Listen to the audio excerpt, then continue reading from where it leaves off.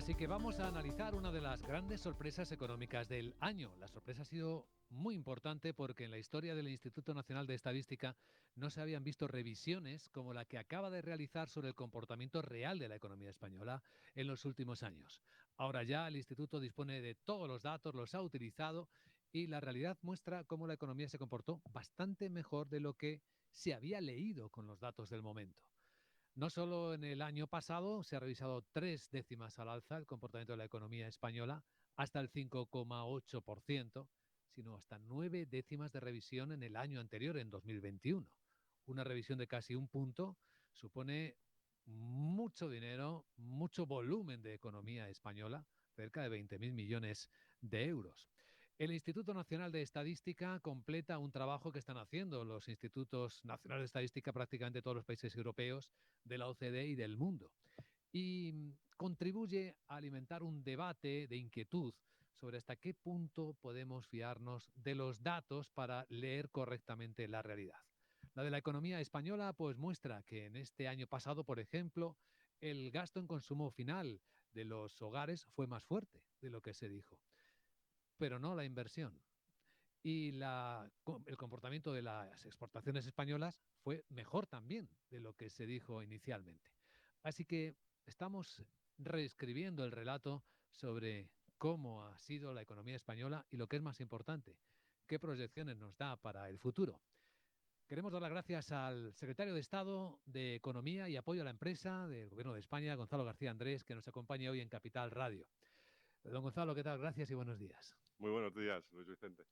¿La sorpresa también ha sido para usted, para ustedes en el gobierno, de esta revisión tan fuerte al alza? Bueno, se habían publicado en los días anteriores las revisiones de la contabilidad anual de otros países y en algunos casos dan un resultado similar.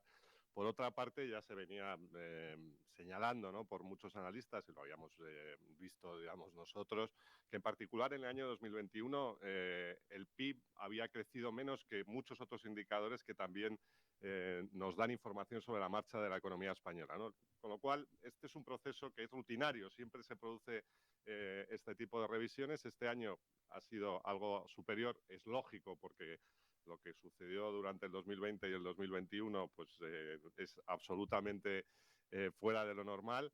Pero bueno, yo creo que estos son datos más completos, de mayor calidad y es parte, digamos, del perfeccionamiento de las estadísticas, ¿no? Ya está escuchando, ¿verdad?, que hay muchas quejas de los economistas, bueno, de casi todo el mundo, de hasta qué punto podemos fiarnos de las estadísticas como una lectura real de la realidad. Si luego pasan los años hay que revisarlas. No, yo la verdad es que creo que es justo lo contrario de la lectura, ¿no? Al final, cuando se hacen los primeros avances de la contabilidad nacional, que utilizan mucha información, pero alguna es provisional, ¿no? Y se hacen algunas estimaciones. En particular, yo creo que para que esto se entienda, pues para estimar el PIB, que es el valor añadido, la diferencia entre el valor de la producción y los consumos intermedios, pues se utilizan indicadores de producción, aproximaciones. Ahora, con todos los datos más detallados de las empresas estructurales, ¿no?, de lo que venden, lo que compran a otras empresas, pues se ve que, en este caso, en el 2021, había más valor añadido de lo que parecía. Al revés, esto lo que nos debe dar es más confianza en las estadísticas, ¿no? Y como digo, es un proceso que es general a todos los países de la Unión Europea, y lo que tenemos que hacer es analizar y tomar las conclusiones, que en este caso la verdad es que son muy positivas. Sí, vamos a ello, porque esto tiene impacto y queremos saber hasta dónde llega el impacto. Lo primero es que la fotografía de la economía española cambia. Por ejemplo, el ratio de deuda pública baja. Claro, al subir el PIB baja la deuda pública. Esto significa que España puede comprometerse a hacer un compromiso más exigente de ajuste fiscal en en los plazos de los próximos años. Bueno, lo que muestran los datos es que la recuperación ha sido más fuerte de lo que anticipábamos, ¿no? Y que además, desde el punto de vista cualitativo, ese mayor crecimiento responde a más consumo privado, más renta salarial y, desde el punto de vista de la oferta, ¿no?, de la estructura de la producción, mejor comportamiento de las manufacturas, de la industria manufacturera, de las actividades profesionales y de la construcción. Esto, desde el punto de vista cualitativo, lo que supone es que la economía ha sido más productiva, que efectivamente tenemos menos deuda PIB y, por tanto, que estamos en una situación de mayor solidez, ¿no? que la verdad es que estamos viendo que esta revisión comprende el año 2020 al 2022, pero en este 2023 pues, el crecimiento de la economía española está siendo diferencialmente positivo respecto no solo al europeo, sino al de otras economías desarrolladas, ¿no? Yo creo que lo que muestra es la solidez de la economía española y otra cosa muy importante, y es que así, con estos datos, el PIB es más coherente con el resto de indicadores y eso yo creo que es algo que nos debe dar bueno, tranquilidad y confianza por supuesto, en el análisis y en la foto que tenemos del comportamiento de la economía española en esta fase que ha sido, por otra parte, tan anómala, ¿no? Pero permítame que insista en el Sí, futuro, en sí, la sí. mirada al futuro, porque si está más sólida de lo que pensábamos que estaba la economía española, eso nos permitirá afrontar con mayor nivel de autoexigencia el propio reequilibrio en términos de déficit público, de los compromisos de ajuste fiscal que ahora mismo los ministros de Economía están negociando.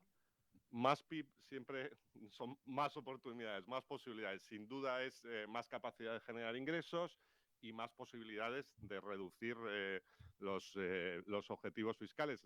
El gobierno ha sido ya ambicioso porque en el último programa de estabilidad ya avanzamos, ¿no? Ya fuimos más exigentes y adelantamos el cumplimiento de los objetivos, en particular el 3% para el año que viene, y el descenso de la deuda PIB del 110%. Y efectivamente este nivel de PIB nos va a permitir avanzar más rápido y progresar más rápido en esa necesaria consolidación fiscal y en ese cumplimiento holgado siempre de los objetivos que viene siendo la norma en los últimos años. Un par de cosillas, señor secretario de Estado de Economía, sobre la nueva lectura de la economía española. Parece que el relato que era parte del debate de que eran las empresas subiendo los beneficios las que estaban beneficiándose más de la coyuntura, queda un poco patas arriba, porque ahora se ve que los salarios subieron más de lo que se había dicho, más incluso que los beneficios. Bueno, el patrón de la recuperación ha estado marcado por un crecimiento muy fuerte del empleo, ¿no? Y de la renta salarial. Eso no cambia, eso se refuerza. Que haya habido más equilibrio y que se haya generado más renta salarial, yo creo que es bueno y es una de las cosas que efectivamente muestran más solidez, porque uno de los elementos que llamaba la atención, ¿no? de ese patrón era el comportamiento del consumo y de las rentas salariales, ¿no? Y ahora vemos que en esa recuperación han crecido los beneficios empresariales, lógicamente, ¿no? Después de la caída que se produjo en 2020, pero es equilibrado y eso es bueno desde el punto de vista de la capacidad que tienen los agentes y en particular las familias de seguir sosteniendo su gasto de consumo. Hay otra lectura que veo que están haciendo los analistas y es que, bueno, España recibió su parte de los fondos europeos por la extraordinaria debilidad en que quedó su economía, pero si no fue tanta debilidad, a lo mejor no habría recibido tantos fondos europeos. ¿Eso habrá que reequilibrarlo en algún momento, quizás? El reglamento europeo es muy claro, ¿no? Había un reparto inicial, ¿no? Y luego había un ajuste definitivo con los datos hasta el 30 de junio de 2022 y, por tanto, esa es una cuestión que ya está zanjada. Que está cerrado. Bueno, hablemos de una parte de su responsabilidad. Además de la Secretaría de Estado de Economía, también está el apellido apoyo a la empresa. Sí. ¿Ha visto el informe de CEPIME que dice que hay un 70% de las empresas que tienen problemas para cubrir sus vacantes? Sí, esto es una situación que venimos viendo en los últimos meses, ¿no? En los últimos trimestres y que es relativamente anómala para la economía española, donde nuestro problema fundamental económico tenía que ver con el mercado de trabajo, pero ese crecimiento del empleo y en particular en algunas ocupaciones, ¿no? Hay un elemento en la contabilidad nacional que hay mucha atención, por ejemplo, es la inversión en propiedad intelectual y el crecimiento de las ramas de actividades profesionales científicas y técnicas, ¿no? Entonces, hay determinados perfiles que claramente son escasos y venimos trabajando no solo con las inversiones en formación y con toda la reforma que se ha hecho de la formación profesional, que yo creo que lo estamos viendo, ¿no? Hay noticias todos los días de cómo la formación profesional está siendo uno de los ámbitos más demandados por los jóvenes, ha cambiado ese estigma que tenía la formación profesional y el objetivo es justamente este, que se puedan generar de manera más rápida aquellos perfiles que demandan las empresas. Tenemos que seguir trabajando y lo estamos haciendo también con los agentes sociales para que los mecanismos de información y de case, ¿no? Entre oferta y demanda en el mercado de trabajo sean más eficientes, porque en algunos casos el problema no es que no existan esos perfiles, sino que están en otras provincias, que están en otros sectores y por tanto esto es un aspecto al que estamos prestando mucha atención y creo que vamos a tener que seguir prestando mucha atención porque no se trata de un fenómeno coyuntural. Este y la inflación, entre las revisiones del INE que comentábamos, el deflactor implícito del PIB pasa del 4,3 que estaba al 4,1%. ¿Cómo estaremos leyendo la inflación en España? Porque también hay dudas sobre la diferencia o el diferencial de inflación entre España y los otros países de la Unión Europea cuando las circunstancias son muy parecidas. Bueno, llevamos ya muchos meses, ¿no?, en que tenemos un diferencial bastante abultado, ¿no?, a favor de España, que ahora es de casi 3 puntos. Es decir, que tenemos una inflación mucho más baja y que, bueno, los datos que da el deflactor son los de los bienes y servicios producidos en España, y los de la cesta de consumo del IPC son los que consumimos, y son los que al final seguimos de manera más directa, porque son los que afectan a la cesta de la compra, ¿no?, y al poder adquisitivo de las familias. Creo que una parte de esa solidez de la economía española tiene que ver con haber sido capaces de, digamos, absorber ese impacto de las consecuencias de la guerra en la inflación de manera más rápida, con medidas en el ámbito energético, como por ejemplo la solución ibérica y el otro conjunto de medidas. Y sin duda, ¿no?, ese diferencial de inflación que mantiene España positivo, pues es un elemento de fortaleza en un entorno en el que la inflación sigue siendo, sin duda, un desafío. El problema seguimos teniéndolo en los alimentos, ¿no? En el aceite de oliva en particular. Lo veíamos anoche en la televisión americana, como la sequía del Mediterráneo está haciendo que esto sea un problema a quienes degustamos la dieta sana, ¿no? Y las ensaladas. Por supuesto, digamos, al final todos estos fenómenos climáticos están afectando a la oferta de muchos productos. Nosotros somos el principal productor, los principales productores de aceite de oliva del mundo, y esos elementos de la oferta acaban afectando a todo el mercado global, ¿no? En general, el precio de los alimentos ya está desacelerándose de manera clara, pero sigue siendo de nuevo un elemento para hacer seguimiento, ¿no? Y hay uno que no se está desacelerando, que es el precio del petróleo, y eso Mm. se nota en los carburantes. Habría que pensar en algo, si sigue así de alto. Ya estamos a precios en los que se produjo la intervención del gobierno con la rebaja de los 10 céntimos por litro, ¿recuerda?